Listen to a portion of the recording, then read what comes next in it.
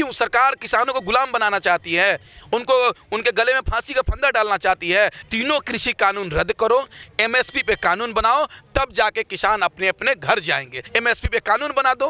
ये जो अगर मान लीजिए हम मॉल में कपड़ा खरीदने जाते हैं तो कंपनी उस पर स्टिकर लगाती है 499, 350, तो किसान को भी तो एमएसपी रेट तय होना चाहिए। क्यों सरकार किसानों को गुलाम बनाना चाहती है, उनको उनके गले में फांसी का फंदा डालना चाहती है? तो आपको पता है कोई समाधान तो होता नहीं दिख रहा है, तो क्या करेंगे आप? देखिए, सरकार ये घमंड में चूर हो चुकी है। जब हमको सीता जी को रावण ने अपहरण किया था तो रावण भी बोलता था कि हम सीता जी को नहीं छोड़ेंगे। जब हमारा देश गुलाम हुआ था उस समय भी अंग्रेज कहते थे कि इस देश को छोड़कर नहीं जाएंगे।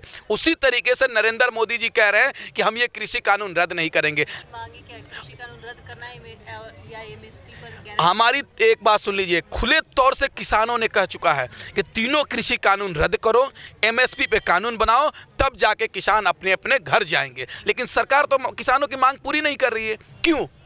क्यों नहीं कर रही है? किसान सूरज चांद थोड़ी मांग रहा है, वही चीज़ मांग रहा है जो आप देना चाहते हैं। किसानों के ऊपर कृषि कानून थोपना चाहते हैं, किसान बोल रहा है हमको नहीं चाहिए, एमएसपी पे कानून बना दो। ये जो अगर मान लीजिए हम मॉल में कपड़ा खरीदने जाते हैं तो कंपनी उस पर स्टिकर लगाती है 499, 350, तो किसान को भी तो एमएसपी रेट तय होना चाहिए कि धान ऐसे बिकेंगे, बाजरा ऐसे बिकेगा, गेहूँ ऐसे बिकेगा, चावल ऐसे बिकेगा। ये तो सरकार तय करेगी नहीं रेट। क्यों नहीं कर रही है?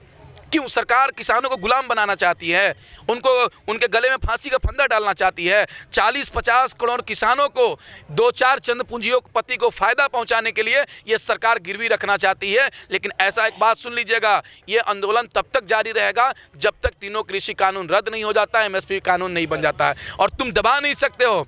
आपने कहा कि 28 तारीख को दबाया गया था, नदी का रास्ता पहाड़ कभी नहीं रोक सकता है, नदी अपना रास्ता पहाड़ को चीर कर बनाता है। उसी तरीके से किसान आंदोलन तब तक जारी रहेगा जब तक हमारी मांग पूरी नहीं हो जाती है। तो अभी तक मतलब बिहार से कितने लोग आ रहे हैं या वहाँ पे आंदोलन चल रहा है? देखिए, जब ये जुलाई में कानून बना था उस समय से इस कानून के खिलाफ हम लोग धरने पे बैठे हुए थे, विधानसभा मार्च किए, नीतीश कुमार का घेराव किए, हर जगह नीतीश, प्रधानमंत्री नरेंद्र मोदी जी और कृषि मंत्री नरेंद्र सिंह तोमर जी का हम लोगों ने पुतला दहन किया। इसलिए कहा कि 2006 में यही कानून बिहार में लाया गया था और बोला जा रहा था कि बिहार के किसानों की हालात अच्छी हो जाएगी, बिहार का किसान मालामाल हो जाएगा, बिहार का किसान अमीर हो जाएगा। लेकिन ये कानून लाने के बाद बिहार के किसानों की स्थिति बहुत ही खराब हो चुकी है। आप इतना देख लीजिए, बिहार में जिसके पास 5 से 10 बीघा जमीन है वो खेती नहीं करता है, बल्कि दिल्ली, मुंबई, हरियाणा, पंजाब, महाराष्ट्र, गुजरात जाकर मजदूरी करता। क्योंकि खेती करना क्यों नहीं चाहता? इसलिए नहीं करना चाहता है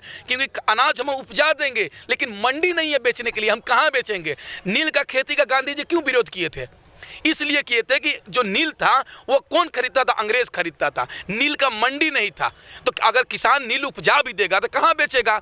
उसी तरीके से जब ये मंडी सिस्टम बंद हो जाएगी तो हमारा चावल, गेहूं, धान, बाजरा, ऊख कहाँ बिकेंगे हम? इसलिए मंडी सिस्टम बंद नहीं होना चाहिए, ये कृषि कानून रद्द होना चाहिए, देश में नहीं लागू होना चाहिए।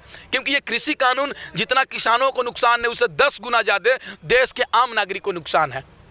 क्योंकि एग्जाम्पल देखिए, किसान जब चावल उपजाता है तो 30 रुपये किलो हमको मार्केट से चावल मिल जाता है, लेकिन इतना छोटा सा साबुन 30 रुपये क्यों मिलता है?